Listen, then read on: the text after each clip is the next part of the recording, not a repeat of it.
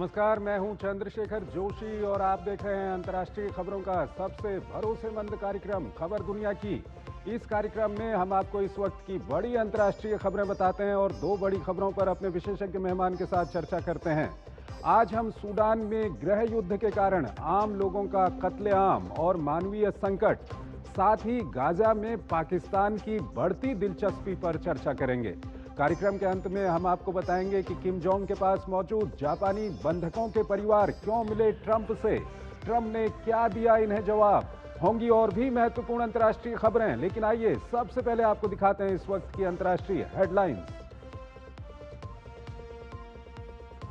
America और Japan के बीच rare earth material सहित कई अहम समझौते, जापान के साथ संबंधों को बताया सुनहरे दौर की शुरुआत। जापान को इसी हफ्ते होगी F-35 अमेरिकी जेट्स की आपूर्ति। जापान ने की मध्य पूर्व में शांति के लिए ट्रंप की तारीफ। राष्ट्रपति द्रौपदी मुर्मू ने अंतर्राष्ट्रीय सौर गठबंधन सभा के 8वें सत्र को किया संबोधित, कहा जलवायु परिवर्तन से निपटने के लिए भारत दृढ़ संकल्प। सौर ऊर्जा को बताया वैश्विक चुनौतियों से निपटने की दिशा में महत्वपूर्ण कदम। कैरिबियाई देश जमैका सहित आसपास के देशों में मेलिसा का कहर। क्यूबा में 6 लाख और जमैका में 28,000 से अधिक लोगों को भेजा गया सुरक्षित स्थानों पर। कई शहरों में भारी बारिश और भूस्खलन की खबरें।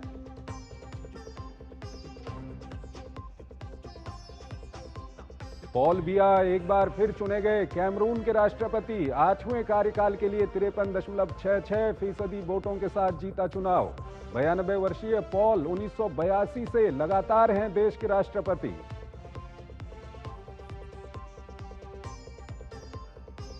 वेनेजुएला ने त्रिनिदाद और टोबैगो के साथ प्राकृतिक गैस समझौते को किया निलंबित। अमेरिका के साथ संयुक्त अभ्यास के चलते लिया फैसला। पोर्ट ऑफ स्पेन में विध्वंसक पोत USS ग्रेवली तैनात।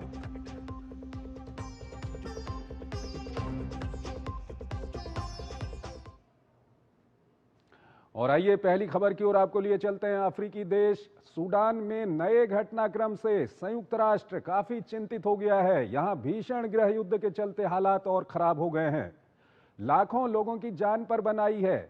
नए घटनाक्रम में सूडानी अर्धसैनिक बल ने सूडान की सेना को उसके अंतिम गढ़ से खदेड़ दिया है। यहां भीषण खून खराबा जारी है। आम लोग अपनी जान बचाकर भाग रहे हैं। आइए आपको सूडान की ताजा स्थिति से जुड़ी एक रिपोर्ट दिखाते हैं, फिर इस पर अपने विशेषज्ञ मेहमान के साथ चर्चा करेंगे। लंबे समय से गृह युद्ध झेल रहे सूडान के दारफुर में सेना का आखिरी किला भी ढह गया। दारफुर का प्रमुख शहर अल फशर पिछले 3 दिनों से हर तरफ कोहराम, जो जहां दिखा उसे रैपिड सपोर्ट फोर्सेस के गुस्से का शिकार होना पड़ा। भीषण खून खराबे के बाद RSF ने शहर पर अजेय बढ़त हासिल कर ली, जिसे देखते हुए सेना को पीछे हटने के लिए मजबूर होना पड़ा।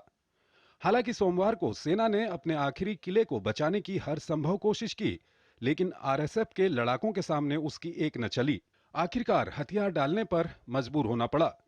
सेना प्रमुख अल बुरहान ने एक बयान जारी कर अर्धसैनिक बलों पर संस्थागत हत्या का आरोप लगाया। अब अल फशर पर RSF का कब्जा है, जिसके बाद शहर में मौजूद करीब 2.5 लाख की आबादी का भाग्य अब उसके रहमो करम पर निर्भर है। संयुक्त राष्ट्र को अब इन्हीं 2,50,000 लोगों के खिलाफ बदले की कार्रवाई का डर सता रहा है। RSF की बढ़त को देखते हुए अब सूडान में दूसरी जगहों पर भी ऐसा ही खतरा मंडराने लगा है। दरअसल अप्रैल 2023 से शुरू हुए संघर्ष की वजह से अब तक लाखों लोगों को विस्थापित होना पड़ा है। UN के मुताबिक सूडान वर्तमान समय में दुनिया के सबसे बड़े मानवीय संकट से गुजर रहा है, जिसमें सबसे अधिक प्रभावित बच्चे हुए हैं।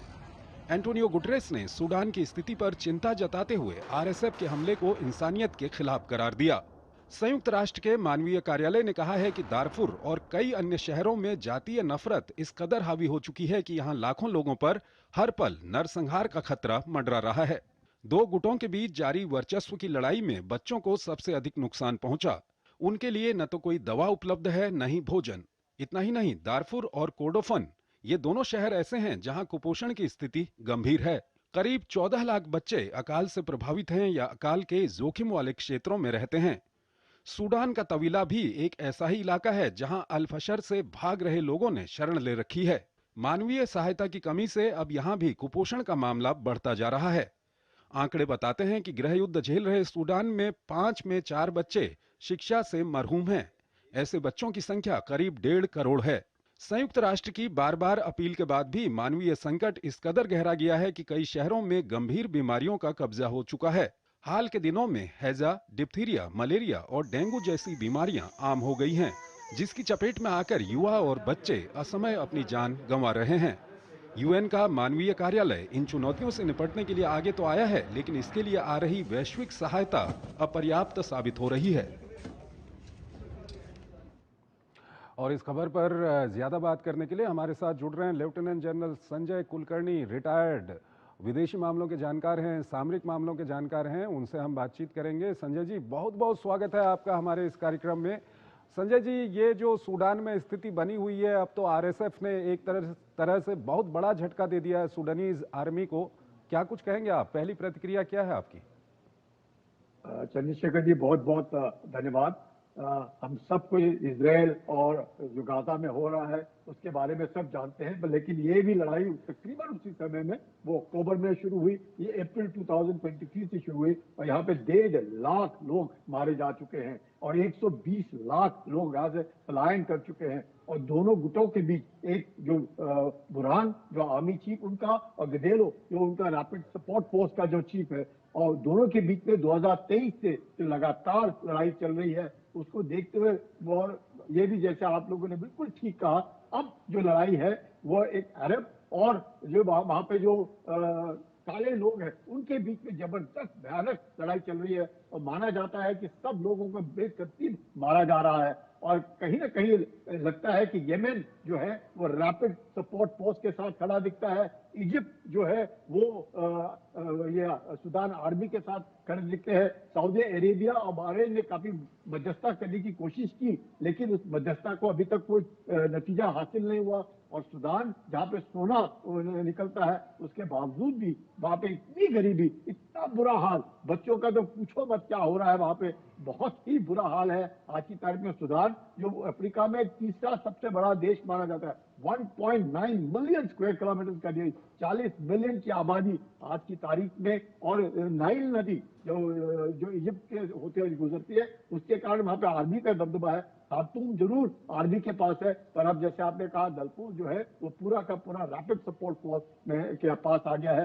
दोनों, एक पैरामिलिट्री फोर्स और आर्मी, एक कहे तो बुरहान चीफ, और ये वहां पे लोगों को चाहिए लोकतंत्र। और पुराने जो उमर बशीर थे जिन्होंने 1989 से कब्जा कर रखा था पावर में और जिनको 2019 में जो बाहर निकाला, उसके बाद इन्होंने कब्जा लिया, लेकिन सूडान की जो आम पब्लिक है वो चाहती है वहां पे लोकतंत्र, और लोकतंत्र को बहाल करने की जगह वहां पे सिविल वॉर छिड़ गया है और हालात बहुत ही बदतर है। इसमें कोई शक नहीं कि कितनी भी मध्यस्थता की जाए, जब तक इन दोनों गुटों के बीच में लड़ाई नहीं रोकी जाती, 1.5 लाख लोगों का मरना, 120 लाख लोगों का पलायन होना एक बहुत बड़ी भारी समस्या है। इसमें संजय जी, यहाँ पर सवाल ये भी आता है कि जिस तरह से गाजा को लेकर के हमने देखा कि अंतर्राष्ट्रीय जगत की बहुत ज्यादा चिंता हमने देखी, रूस यूक्रेन का युद्ध चल रहा है, उसको लेकर भी अंतर्राष्ट्रीय जगत में काफी चिंता है, लेकिन सूडान को लेकर के चिंता क्यों नहीं है? क्योंकि सूडान के हालात तो गाजा और रूस यूक्रेन युद्ध से भी ज्यादा खराब हो चुके हैं। बहुत गरीब देश चंद्रशेखर जी, बहुत गरीब देश, $750 उसका पर कैपिटा इनकम है। सोने की वहां पे बड़ी सारी माइंस हैं, पर उसके बावजूद भी क्यों? क्योंकि लोगों को परवाह नहीं है, गरीब आदमी है जैसे भी है, मतलब पूरा विश्व का पूरा जो फोकस था वो था इजराइल, गाजा, रशिया, यूक्रेन, और ये समझ सकते हैं कि यहाँ पे कितने लाखों लोग पानी पीने के लिए नहीं है, दवाइयां नहीं है, बच्चों के साथ बदसलूकी की जा रही है, कोई, जैसे आपने बिल्कुल ठीक कहा, कोई बच्चा स्कूल में नहीं है, बहुत बहुत बुरा हाल सूडान में है। उसके बावजूद भी आश्चर्य होता है कि पूरे विश्व का फोकस जो है वो इजराइल, गाजा के ऊपर, रशिया, यूक्रेन के ऊपर, और ये जो लोग हैं, मुझे लगता है काले लोगों की कोई कीमत नहीं लगती अफ्रीका में, और यही नजर आता है और यही देखने को मिल रहा है। ये वाकई सारे हम सब एक लोग हैं, लेकिन उसके बावजूद भी सूडान में और इजिप्ट एक बड़ा देश जो सूडान की आर्मी के साथ खड़ा दिख रहा है, उसके बावजूद भी कुछ नहीं हो पा रहा। येमेन कहते हैं कि रैपिड सपोर्ट फोर्स के साथ खड़ा है, रैपिड सपोर्ट फोर्स कहते हैं कि सोना निकाल निकाल करके उधर दे रही है येमेन को। तो ये सारी जो बातें हो रही हैं उसको देख करके मुझे लगता है वाकई बहुत शर्मनाक बात है कि विश्व का जो नजरिया है यहाँ से हट करके कहीं और जा रहा है, बल्कि यहाँ पर बहुत बदतर हालत है। ये 1.5 लाख ठीक है लोग संजय जी, अंतिम सवाल आपसे जानना चाहेंगे और संक्षेप में बताइएगा, क्या अब वक्त आ नहीं गया है कि आरएसएफ के पीछे या सुडानीज आर्मी के पीछे जो विदेशी ताकतें खड़ी हैं उन पर कहीं ना कहीं दबाव बनाया जाए, क्योंकि ये हालात तो बहुत ही खराब हो गए हैं।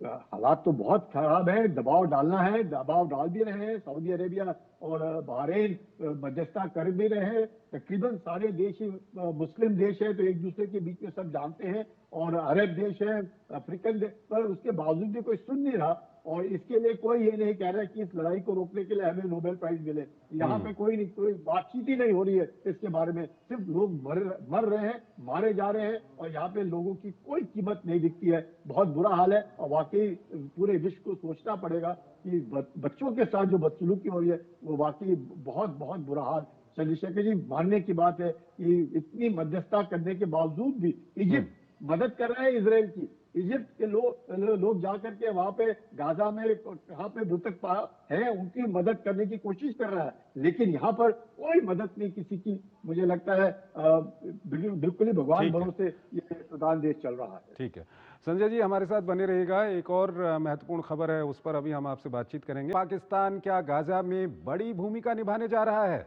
इसको लेकर कई सवाल बने हुए हैं। खबर है कि इस संबंध में पाकिस्तानी सेना अध्यक्ष की CIA और मोसाद के साथ महत्वपूर्ण बैठक भी हो चुकी है।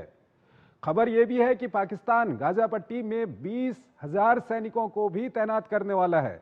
आखिर गाजा में पाकिस्तान का क्या करने का इरादा है, आइए इससे जुड़ी हुई एक खास रिपोर्ट आपको दिखाते हैं और फिर इस पर अपने विशेषज्ञ मेहमान के साथ चर्चा करेंगे। तो क्या पाकिस्तान इजराइल को मान्यता देने जा रहा है?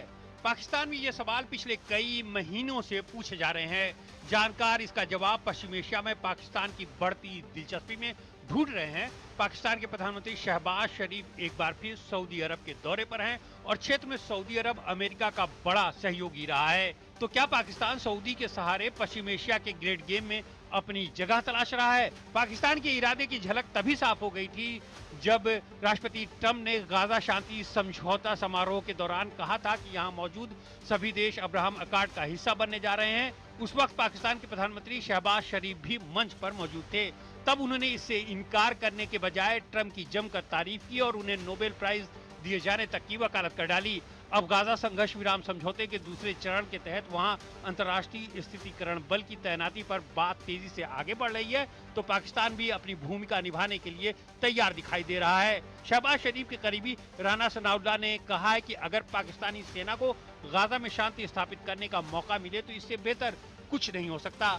खबर है कि पाकिस्तान जल्द ही गाजा पट्टी में कम से कम 20,000 सैनिकों को भेजने जा रहा है। मीडिया में दावा किया जा रहा है कि पाकिस्तानी सैनिकों की तैनाती पर सहमति इस महीने मिस्र में सेना प्रमुख जनरल आसिम मुनीर और इजरायली खुफिया एजेंसी मोसाद और अमेरिकी खुफिया एजेंसी CIA के वरिष्ठ अधिकारियों के बीच हुई बैठक के बाद बनी।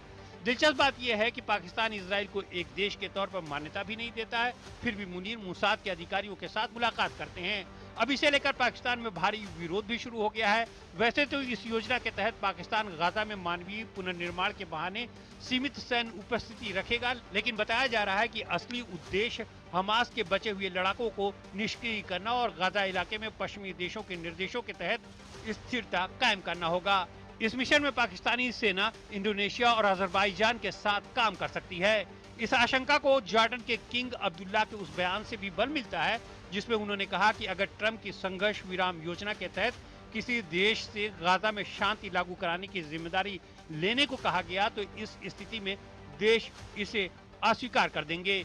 इन देशों से यह भी कहा गया कि वे जॉर्डन और मिस्र से सलाह लें क्योंकि इस क्षेत्र का उन्हें व्यापक अनुभव है।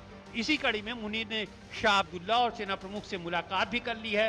यानी अब ये साफ होने लगा है कि ट्रंप के मंच पर अचानक बढ़ी मुनीर और शहबाज की अहमियत का कनेक्शन क्या है। Lieutenant general retired Sanjay Kulkarni हमारे साथ बने हुए हैं, विदेशी और सामरिक मामलों के जानकार हैं। संजय जी, क्या कुछ आपकी पहली प्रतिक्रिया, पाकिस्तान अपनी सेना भेज सकता है गाजा में? चंद्रशेखर जी, विडंबना। अगर हम देखें, थोड़ा पहले जियाउल हक ने जॉर्डन के साथ मिल करके तकरीबन 25,000 फलस्तीनियों को मारा 1967 में। ये तो कहानी है पाकिस्तान की। और आज जब पाकिस्तान की आर्थिक स्थिति बहुत बहुत नाजुक है और उसको किसी न किसी प्रकार से उसको लगता है अमेरिका सहायता करेगा, जिस प्रकार से अफगानिस्तान में लेकर के पाकिस्तान कूद पड़ा अमेरिका की सपोर्ट में, और आज जो भुगत रहा है वो खुद ही पाकिस्तान जानता है। लेकिन वो गाजा में सोचता है 20,000 सैनिक भेज करके वहां पर, क्योंकि पाकिस्तान के अंदर भी जिस प्रकार से तहरीक लेबरेज पाकिस्तान ने पाकिस्तान के विरोध में आकर के जबरदस्त जो प्रोसेशन निकाले हैं कि पाकिस्तान जो है लगता नहीं अमेरिका के साथ खड़ा, इजराइल के साथ खड़ा दिख रहा है, ना कि फिलिस्तीनियों के साथ। पाकिस्तान ओआईसी का सदस्य है, वो दिखाना चाहता है, सहानुभूति दिखाना चाहता है, इसलिए फिलिस्तीनियों को आज वो उसके भाई और बहन बन गए। और जब जियाउल हक ने उनको मारा तब पता नहीं उनके क्या रिश्ते थे, लेकिन आज की तारीख में पाकिस्तान जो है कम से कम इसी बहाने कहीं ना कहीं पैसे कमाने की कोशिश कर रहा है। सोच रहा है कि अमेरिका के साथ मिलकर के अगर काम करेंगे तो उनकी आर्थिक स्थिति जो बहुत बहुत नाजुक है, 24 बार IMF में तो अमेरिका ही है जो उनकी मदद करता रहता है, तो कहीं ना कहीं उनको मदद मिलेगी उस बहाने। और इजराइल ने भी कहा है कि वो टर्की को ट्रुप को गाजा पट्टी में आने नहीं देंगे। तो हो सकता है कहीं ना कहीं एक समझौता हुआ होगा अमेरिका का इजराइल के साथ मिलकर के कि पाकिस्तानी फोर्सेस जो है उधर रख करके कहीं ना कहीं, क्योंकि एक ही समुदाय के सब लोग हैं, तो कहीं ना कहीं फायदा होने की उम्मीद है। नहीं तो मुझे नहीं लगता है। पाकिस्तान का अपना ही एक मतलब है कि इकोनॉमिकली वो जो बहुत बुरी हालत में है उससे निकलने के लिए वो अमेरिका के साथ खड़ा। आपने बिल्कुल ठीक कहा, उस मंच पे हम लोगों ने देखा कि किस प्रकार से उन्होंने ट्रंप की तारीफ की, और उस तारीफ के लिए उनको जो भी मिल रहा है उसका वो लेना चाहते हैं। और आसिम मुनीर को तो वो गुड फ्रेंड बोलते हैं, और जिस प्रकार से जो कुछ भी हो रहा है, लेकिन हमने भूलना नहीं चाहिए कि उसी पाकिस्तान के जियाउल हक ने तकरीबन 25,000 फिलिस्तीनियों को जॉर्डन के कहने पर मारा। ये बात सबको मालूम होनी चाहिए। संजय जी, एक सवाल ये भी आता है कि हाल ही में हमने देखा कि TLP ने वहां पर गाजा को लेकर के पाकिस्तान की सरकार पर यह आरोप लगाया कि पाकिस्तान की सरकार गाजा को लेकर के गलत रवैया अपना रही है, विरोध प्रदर्शन किया, उनके ऊपर कार्रवाई हुई, TLP को बैन कर दिया गया। पाकिस्तान की अगर हम सरकार की बात करें या सेना की बात करें, ये जो पाकिस्तान का मूल सिद्धांत है, वहाँ की आवाम जो चाहती है फलस्तीन को लेकर के, उसके खिलाफ कैसे जा रहे हैं? ये अमेरिका को खुश करने के लिए क्या किसी भी हद तक जा सकते हैं? बिल्कुल, वो तो आसिम मुनीर को तो गद्दार कह रहे हैं। आम आदमी पाकिस्तान का आसिम मुनीर को गद्दार कह रहे हैं, शहबाज शरीफ को गद्दार कह रहे हैं। इसीलिए तो इतने सारे जबरदस्त जुलूस निकले वहां पे पाकिस्तान में कि उन्होंने अपने ही लोगों के, अपने ही मजहब के लोगों को छोड़ दिया और अमेरिका के साथ खड़े दिख रहे हैं। तो पाकिस्तान की आवाम जो है वो बहुत सख्त नाराज है सरकार के साथ और फौज के साथ कि इस तरह के जो काम किए हैं, फिलिस्तीनियों को छोड़ दिया और वहां पे खड़े हैं। तो उस कहीं ना कहीं मलम पट्टी करने के लिए और दिखाने के लिए कि नहीं हमारी सहानुभूति है, हम OIC के सदस्य हैं, हम फिलिस्तीनियों के साथ दिखेंगे, गाजा पट्टी में शांति लाने की कोशिश करेंगे, 20,000 सैनिकों को देने की बात करें। तो ये जो बातें हैं, तो पाकिस्तान की जो आम आदमी है और पाकिस्तान की सरकार है, दोनों के बीच में अनबन है। वो तो तहरीक लेबरेज पाकिस्तान से साफ जाहिर होता है कि जिस प्रकार से जुलूस निकले पाकिस्तान के अंदर, और ये देखने के लिए कहीं ना कहीं अपने आदमियों, आम आदमी को, अपने पाकिस्तानियों को बताने के लिए कि नहीं हम वेस्टर्न पावर्स के साथ नहीं है खड़े, हम किसी के यहूदियों के साथ नहीं है खड़े, हम मुसलमानों के साथ खड़े हैं। उस बात को लेकर के कहीं ना कहीं पाकिस्तान एक Catch-22 सिचुएशन में है। इसलिए वो कह रहा है कि हम अपने 20,000 सैनिक देंगे और पैसा भी मिलेगा उनको, ऐसे तो है नहीं, तो पैसा भी लेंगे और अपने आप की आर्थिक स्थिति है उसमें से भी बाहर निकलने की कोशिश कर रहा है पाकिस्तान। बहुत बहुत धन्यवाद सर आपका हमारे इस कार्यक्रम में जुड़ने के लिए और अपना महत्वपूर्ण विश्लेषण हमारे दर्शकों के साथ साझा करने के लिए। एक छोटा सा ब्रेक लेते हैं यहाँ पर, और ब्रेक के उस पार आज की कुछ और महत्वपूर्ण अंतर्राष्ट्रीय खबरें आपको बताएंगे। राष्ट्रीय खबरों के हमारे इस कार्यक्रम में आज इतना ही, लेकिन जाते जाते हम आपको छोड़ जाते हैं आज की कुछ और महत्वपूर्ण अंतर्राष्ट्रीय खबरों के साथ। आप इन खबरों को देखिए और हमारी पूरी टीम को इजाजत दीजिए। नमस्कार।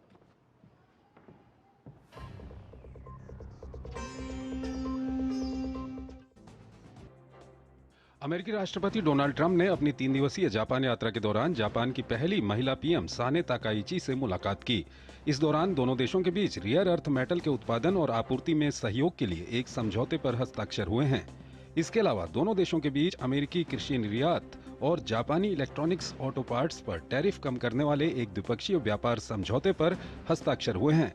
राष्ट्रपति ट्रंप और जापान की पीएम ने उन लोगों के परिवारों से भी मुलाकात की जिनका कथित तौर पर 70 और 80 के दशक में उत्तर कोरिया ने अपहरण कर लिया था।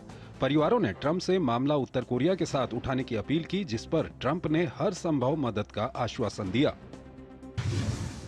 यूक्रेनी राष्ट्रपति जेलेंस्की ने कहा कि अगर बातचीत से युद्ध समाप्त हो जाता है तो रूस और बेलारूस के अलावा यूक्रेन कहीं भी शांति वार्ता में हिस्सा लेने के लिए तैयार है। हालांकि उन्होंने कहा कि वो शांति वार्ता के तहत अपनी सेनाओं के कब्जे वाला कोई इलाका नहीं छोड़ेंगे। साथ ही उन्होंने कहा कि यूक्रेन को रूस से लड़ने के लिए अगले 2-3 वर्षों तक यूरोपीय वित्तीय सहायता की जरूरत पड़ेगी। जेलेंस्की ने ट्रंप से भी अपील की है कि वो चीनी राष्ट्रपति से मुलाकात में उनसे रूस का समर्थन बंद करने को कहें। दिल्ली में अंतर्राष्ट्रीय सौर गठबंधन की 8वीं महासभा का आयोजन किया जा रहा है। इसमें भारत की राष्ट्रपति द्रौपदी मुर्मू ने one world one sun one grid के प्रधानमंत्री नरेंद्र मोदी के विजन को रेखांकित किया। वहीं नवीन एवं नवीकरणीय ऊर्जा मंत्री प्रहलाद जोशी ने कहा कि इस तरह के आयोजन से वैश्विक एकजुटता और दक्षिण सहयोग की भावना मजबूत होती है।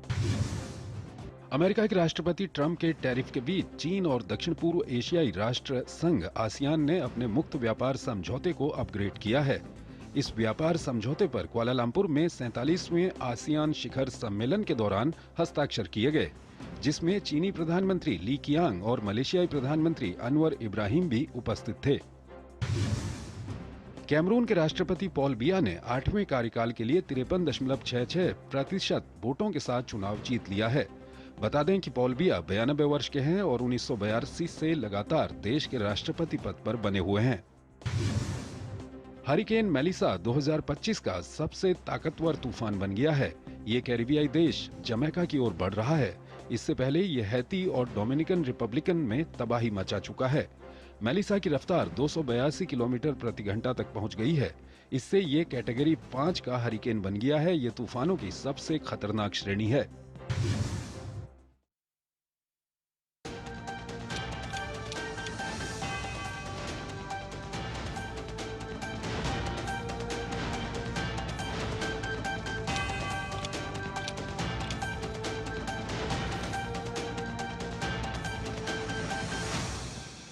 खबर दुनिया की के